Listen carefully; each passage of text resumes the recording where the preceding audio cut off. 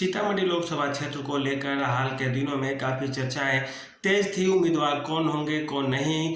देवेश चंद्र ठाकुर जो जदयू के एक जाने माने और प्रसिद्ध राजनेता है, वे सीतामढ़ी लोकसभा क्षेत्र से चुनाव लड़ने के लिए काफ़ी पहले से ताल ठोक रहे थे। नीतीश कुमार से करीबी होने के कारण जदयू के कोटे में जाते ही सीतामढ़ी से टिकट देवेश चंद्र ठाकुर का फाइनल हो जाता है। उसके बाद राजद से गहमागहमी होती है कि किन्हें टिकट मिलेगी किन्हें नहीं। अर्जुन राय का नाम आता है लास्ट में कि अर्जुन राय उम्मीदवार होंगे राजद के, और इस बार अब फिर मुकाबला सीधे सीधे देवेश चंद्र ठाकुर और अर्जुन राय के बीच में हो जाएगा।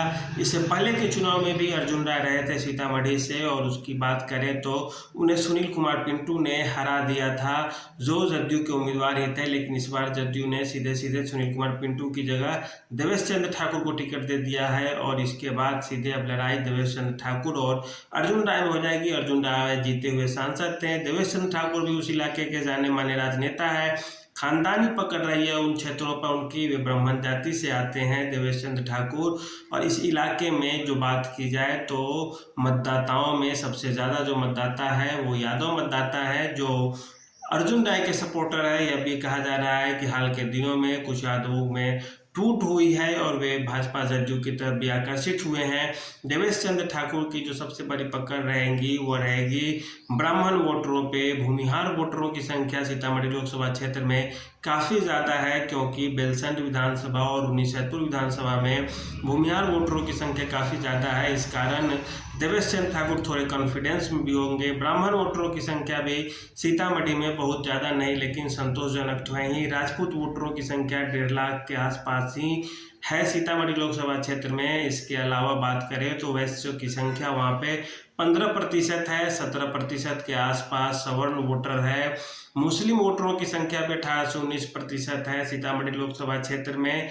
और इस कारण आप जो देखें मूल रूप से जो लड़ाई है वैश्य वोट और सवर्ण वोट यदि मिल जाता है देवेश चंद्र ठाकुर को या जदयू भाजपा के उम्मीदवार को, तो ऐसी स्थिति में उनके पास एक बड़ा मार्जिन से लड़ाई करने का या फाइट करने की अच्छी संभावना बनती है। लेकिन अर्जुन राय भी इस क्षेत्र के पुराने खिलाड़ी है। अगर वे इन वोटरों में सेंध लगाने की कोशिश करते हैं तो उनके लिए भी पलड़ा भारी हो सकता है, क्योंकि ऐसा कहा जा रहा है कि सीतामढ़ी लोकसभा क्षेत्र से वैश्य समाज का टिकट कटने के कारण वैश्य समाज में नाराजगी दिख रही है। लेकिन अगर ऐसी बातें सही है तो फिर देवेश चंद्र ठाकुर के लिए मुश्किल हो सकता है लोकसभा चुनाव। लेकिन यदि वे उनसे संपर्क करके उस समाज का वोट बैंक टूटने से यदि बचा लेते हैं देवेश चंद्र ठाकुर, तो उनकी भी जीत सुनिश्चित समझी जाने लगेगी, क्योंकि वैसे वोटरों की संख्या भी बहुत कम तो नहीं लेकिन ठीक ठाक तो है ही, जो जीत हार के लिए एक दावेदारी पेश कर सकते हैं। देवेश चंद्र ठाकुर के साथ एक अच्छी चीज़ है कि लोगों से मिलते जुलते रहते हैं।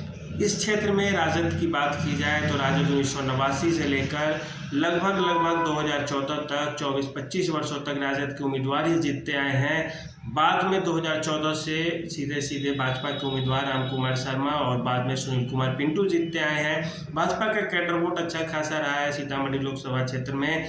इस बार क्या होगा यह तो काफ़ी मामला रोचक और दिलचस्प होगा, लेकिन यह जरूर है कि जो लड़ाई है वो कांटे की होगी। सीतामढ़ी में कौन बाजी मारेगा कौन नहीं पहले कहना काफ़ी मुश्किल होगा। गिनती भी जो होगी वह भी कोई आगे होगा तो कभी कोई पीछे होगा, क्योंकि दोनों उम्मीदवार लगभग एक टक्कर के हैं। देवेश चंद्र ठाकुर भी मजे हुए खिलाड़ी हैं राजनीति के, और दूसरी बात की जाए तो अर्जुन राय भी राजनीति के मजे हुए खिलाड़ी हैं। यादव वोटर चूँकि सबसे ज़्यादा है, मुसलमान भी अच्छे खासे हैं सीतामढ़ी लोकसभा क्षेत्र में।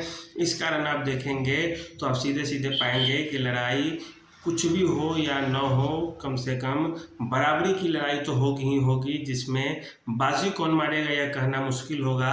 हाँ, वैसे वोटरों पे सबसे ज़्यादा नज़र रहेगी जदयू की भी भाजपा की भी।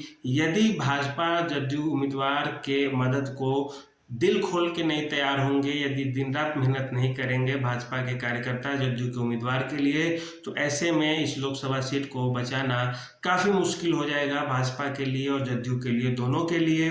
गठबंधन धर्म का पालन यदि करेंगे चिराग पासवान भी, उपेंद्र कुशवाहा भी और जीतन राम मांझी और नीतीश कुमार और भाजपा के, तभी जाके इनका सीट देवेश चंद्र ठाकुर की सीट को निकाला जा सकता है।